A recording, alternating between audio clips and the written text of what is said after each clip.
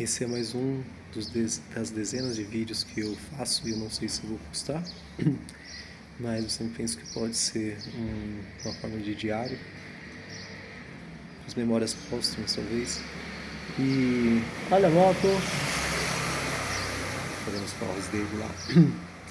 Mas isso aqui é uma conversa, né? Eu gosto muito do canal do Dylan e ele tem essa visão de você não se colocar num pedestal de detentor do conhecimento, mas sim numa conversa entre amigos, né?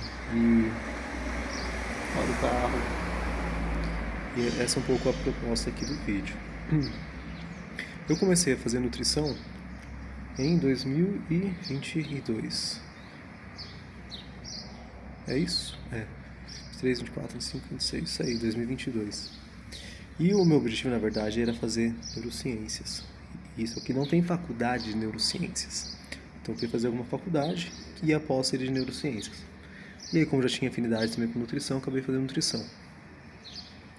E eu venho naquela época, nessa onda agora que é o pessoal que está levando mais a sério a parte dos artigos, a qualidade, né, das evidências e tudo mais tal. Então eu acabei embarcando nessa porque eu acho que é o caminho mais seguro, mais ético, né?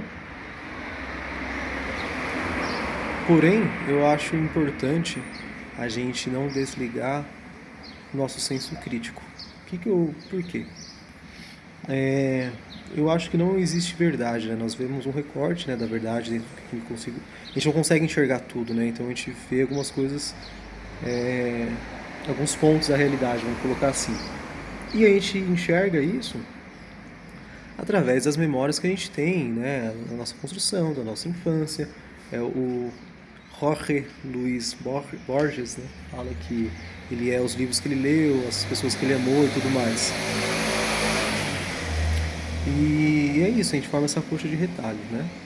E um dos livros que faz parte da minha coxa de retalho é o Antifrágil, né? Que ele vem da ideia de você ter heurísticas que te permite navegar pelo mundo de incertezas, né? Porque às vezes nós temos um conhecimento, né, limitado. Realmente é assim, a gente não tem todas as peças do quebra-cabeça, então a gente tem que conseguir imaginar a imagem final mesmo sem ter todas as peças, né? E ele fala que um dos problemas do risco é a gente achar que tudo que nós sabemos é tudo que há para saber. Como que eu aplico isso na minha vida, né? A gente já tem um consenso de que vai ter gente que discorda, problema é seu. Mas assim, a gente tem até o momento um consenso de que a gordura saturada isoladamente aumenta o risco de você ter alguma doença do coração. Claro que no alimento ela não está isolada, tem ali a matriz nutricional daquele alimento específico, que vai ter os outros nutrientes juntos. Então nem todo alimento que tem gordura saturada vai fazer mal para o coração. Uma exceção que a gente tem disso é o quê? Os ovos, parece que não tem associação, o iogurte natural, né? Outros alimentos, diferentes, por exemplo, da banha, porque aí a matriz nutricional joga mais contra, ela é praticamente só gordura saturada, tem um pouco de outras gorduras também, mas já não tem tanta vantagem, então ela sim apresenta um maior risco para o coração. Dito isso, então, no passado, a margarina ela era feita com gordura trans, que era uma gordura que tinha a intenção de fazer bem e fez muito mal. Assim, a toxicidade dela, vamos dizer assim, era muito grande. Tem uma coisa mais importante que eu estou falando aqui, que são aqueles 3 passarinhos ali, ó. Que só estão aqui porque eles não estão me vendo. Eu não tô filmando coisa nenhuma, né? Voltando. Então, a gordura trans, ela é uma gordura artificial e faz mal, né? E, então a margarina, ela era feita com a gordura trans, então ela fazia mal. Aí se descobriu que fazia mal, tudo mais, eles mudaram a fórmula. E hoje a margarina, ela faz menos mal para o coração do que a manteiga, porque ela não tem a gordura saturada. No caso da manteiga, a gordura saturada dela não é tão interessante por causa da matriz nutricional como um todo. Só que é isso, nem tudo que a gente sabe é tudo que há para saber. Eu não fico tão à vontade assim com margarina, pra ser bem honesto. Eu tenho zero evidência científica para isso. Pode ser só crentice da minha cabeça. Eu não tenho motivo. Eu até sei que tem artigo mostrando algum malefício da margarina e tal, assim, mas dela direto. Mas eu não me sinto, eu não conheço. Eu só não me sinto à vontade. Pode ser pelos anos de propaganda ruim dela, mas também porque hoje a gente já sabe também que alimentos processados como um todo estão associados com uma piora da saúde como um todo. Saúde mental, saúde intestinal, alguns tipos de câncer e tal. O grupo de ultraprocessados e alguns processados, não alguns alimentos isoladamente, né? Por exemplo, o whey protein é ultraprocessado e provavelmente não faz mal, né? Não tem por que a gente fazer essa alegação. Agora, salgadinho, né? Essas carne embutida e tal, a gente sabe que sim. Mas então, a margarina eu não consigo ter uma confiança nela e ela é um alimento processado, né? E, e aí, como que entra o Taleb? Eu penso, pô, será que não há algo que daqui a alguns anos a gente vai saber, um perigo oculto na margarina? Não por causa de uma conspiração ou algo do tipo, mas por falta de informação, né? Tem um ditado que é você não atribuir a maldade àquilo que pode ser só estupidez. E eu acho que pode ser o caso, né? Que aí a questão da antifragilidade, que é o quê? As coisas que já são antigas, elas já foram testadas por muitos anos, então a gente já tem uma maior confiança nelas, a gente já sabe mais ou menos o que elas fazem no nosso corpo. Dito isso, qual é a gordura que eu me sinto seguro de usar e recomendar? É o azeite. Eu uso sempre? Não, nem sempre dá, porque é caro e tudo mais, né? Eu sei que talvez tenha pessoas que não têm condição de usar, mas assim, o que eu acho seguro é o azeite. Tem aí, né, estudos que mostram que o óleo de soja, o óleo de canola, eles são melhores para a saúde do que a gordura animal, a exceção dos peixes, né, a gordura, né, de banho e tudo mais. Eu acredito que pelo menos para doença cardiovascular isso seja verdade. Mas eu temo, sem embasamento científico nenhum, mas eu temo que haja um perigo desconhecido, né? E aí eu acho que a gente tem que seguir essa intuição, porque senão a gente vai só obedecer regras assim que alguém escreveu lá e a gente vai desligando o nosso cérebro, né? Pode ser que alguém vai me criticar por pensar assim sem ter evidência, falar que isso é burrice minha, mas é a forma como eu consigo conceber que é o seguinte, eu não vou recomendar banha na frente de óleo de soja. Eu acho que talvez o óleo de soja, por coração de fato, a gente tem evidências robustas que é mais seguro por não ter a gordura saturada. Ao mesmo tempo que ele tem o ômega 6, que em excesso, o ômega 6 ele tem benefício para a saúde, mas em excesso ele pode, né, ter um fator inflamatório.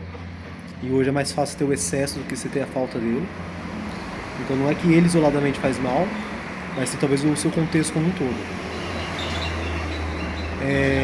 Mas ainda assim, por ser refinado, por ser processado, eu fico com o pé atrás. Por um risco desconhecido.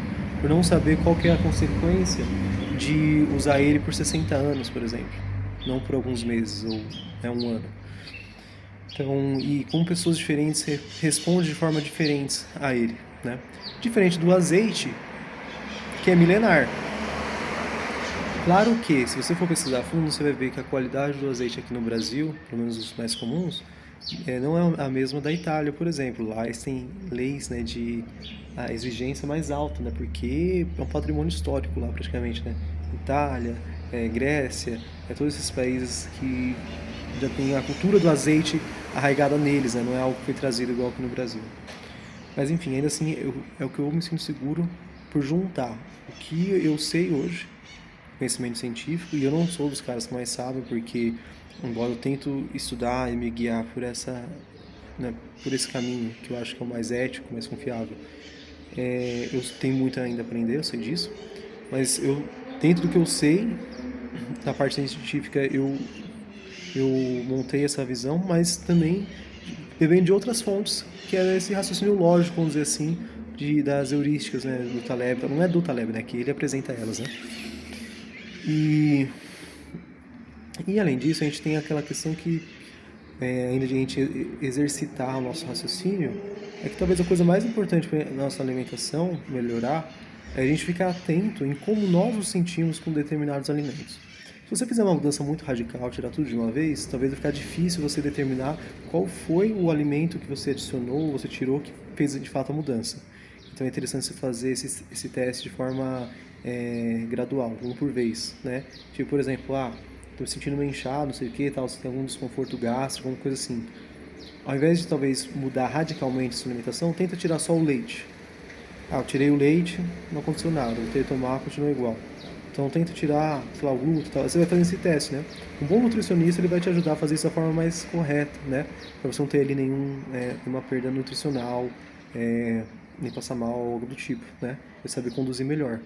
Mas assim, o nutricionista ele vai tirar 90% aí do seu trabalho, de você planejar sua refeição e tudo mais, o que vai te economizar tempo e dinheiro, né? Porque se você gasta menos tempo pensando na sua alimentação, é mais tempo que você pode estar estudando e trabalhando, né? Então é um investimento, né?